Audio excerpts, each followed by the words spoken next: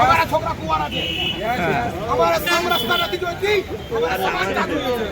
ત્યાં સુધી વાતો નહીં કરવાની. રોટી રોટી વ્યવહાર અને તમને ખૂટતું હોય દેશના સંવિધાનનો તો આ દેશમાંથી જતા રહો. જે લોકો સંવિધાનનો વિરોધ કરે છે, જે લોકો સંવિધાનનો વિરોધ કરે છે, આજે બંધનો વિરોધ કર્યો છે પણ એ તમામ લોકો આ દેશના વિરોધીઓ છે, જે દેશદ્રોહી છે.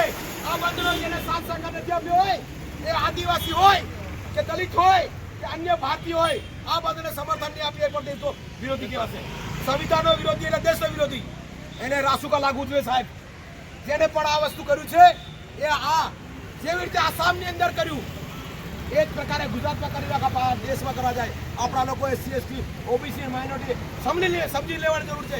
અમે વિઘટન કરીશું નહીં અને જોરથી એક થતા સામનો કરશું. સંવિધાનિક રીતે બાબા સાહેબ हम हमारा हक मांगते नहीं किसी से भीख मांगते. सिस्टम मुर्दाबाद मुर्दाबाद.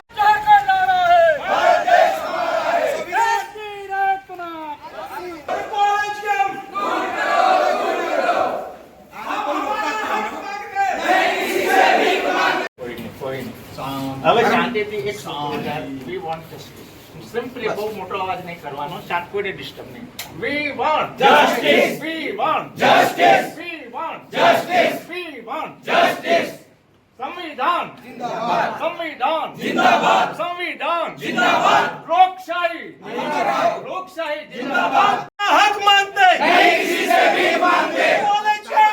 અને અનામતનો વિરોધ કરવાનો એવું નહીં કરે નહીં તો આવતા દિવસમાં આ સામનો કરવો પડશે. એમને વિચાર મોકલજો. તમારા નરેન્દ્ર મોદી વિચાર મંચ છે એટલે કહીએ સાહેબ, આદિવાસીઓ SC ને ST આખા ગુજરાતનો છે.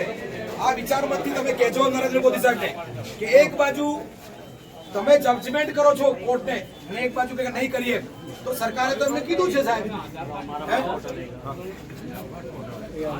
એટલે આજે ભેગા થયા છે તમને અમે તમારો વિરોધ. પ્રવીણભાઈ પારગી આદિવાસી એક્ટિવિસ્ટ છું.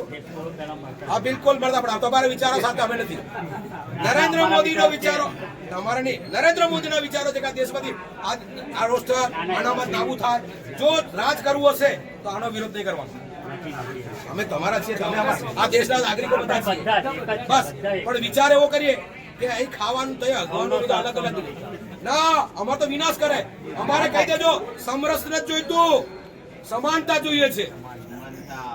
સમરસ નહીં, સમાનતા વધારે હળી કરી તો પુનઃ એ પેટ યાદ કરજો પાછા અમે પુનઃ પેટ તો આજ કે બસ તમે મળ્યા તમને ખૂબ આભાર. વિચાર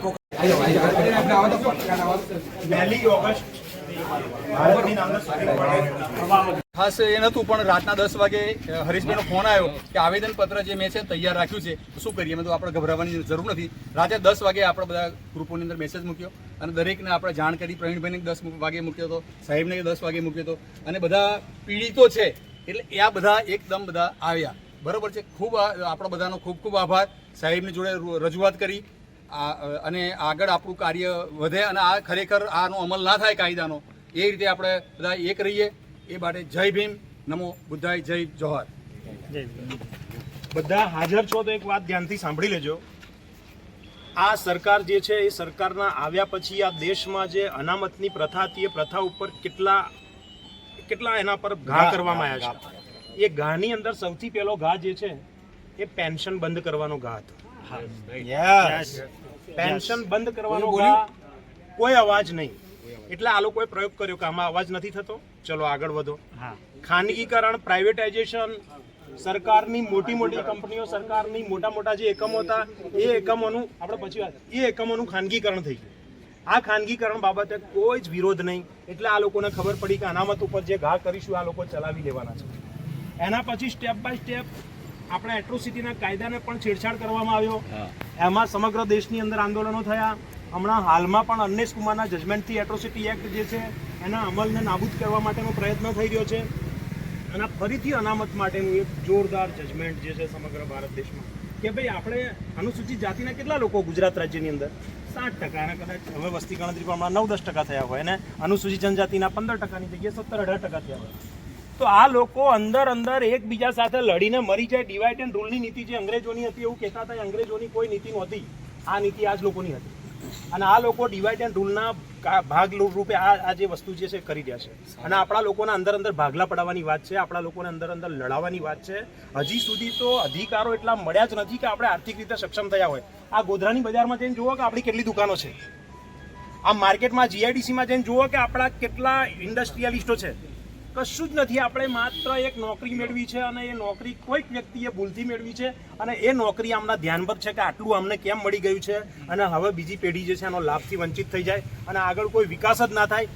સરખા જ રહો, લેવલમાં જ રહો, મજૂર જ રહો, લેબર જ રહો. આ પ્રકારની આ નીતિઓ છે.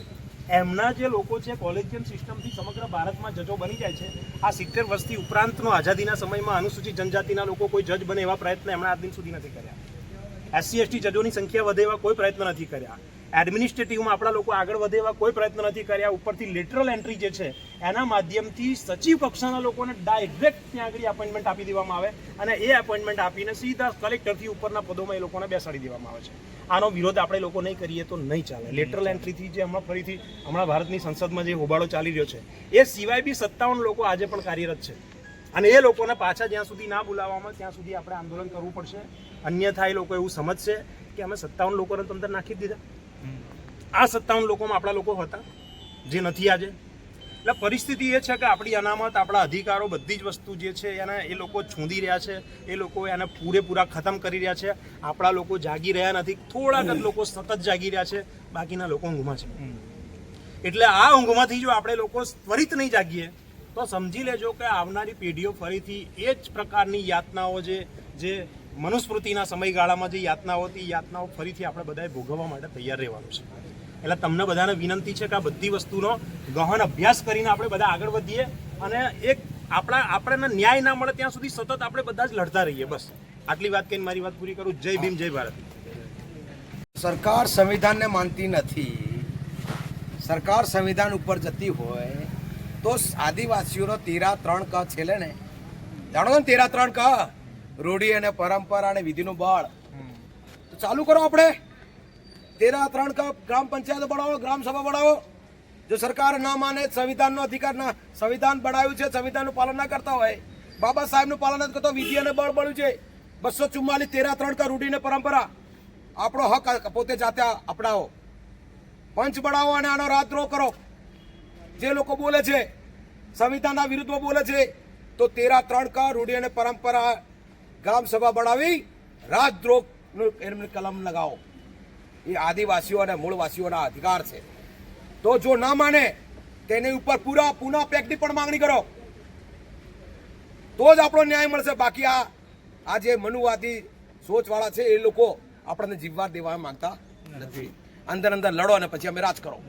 આ કીધું એમ ડિવાઈડ એન્ડ રૂલ અંગ્રેજો નહીં, ડિવાઈડ રૂલ આજ સાવરકરના લોકો, આજ નાથુરામ ગોડસેના વિચારોવાળા વ્યક્તિઓ.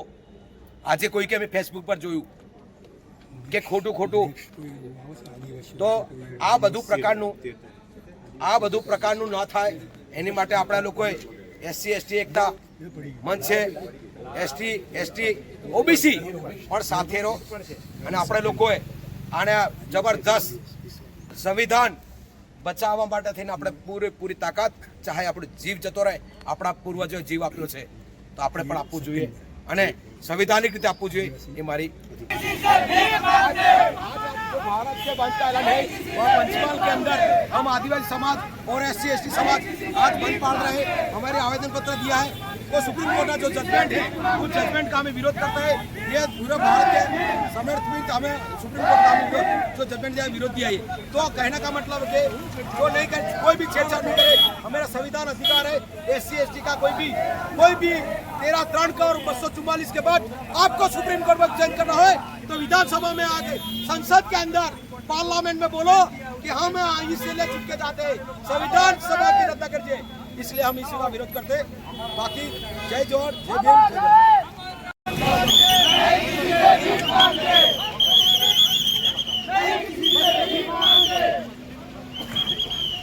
किसी से भीख मांगते